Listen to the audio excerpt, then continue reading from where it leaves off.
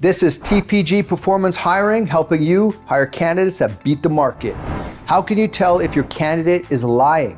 There's many ways. One of them is to pick up on what we call a pacifying behavior. So a pacifying behavior is when you do something, you say something that makes you feel uncomfortable, makes you feel anxious. So you want to start rubbing your hands, you want to rub your fingers, you're going to rub the outside of your triceps, you rub your hand, you'll rub your cheek. Sometimes a candidate, if they're wearing a tie, they'll touch their tie, they'll adjust their tie. This is also a pacifying behavior. Lots of times it's very subtle, so they might just have their hand and they just might be rubbing the back of their hand like this. It's a very subtle behavior, and other times it's more pronounced. Obviously, if you're rubbing your sides of your hands like this, that's a pretty pronounced pacifying behavior, which I've actually seen.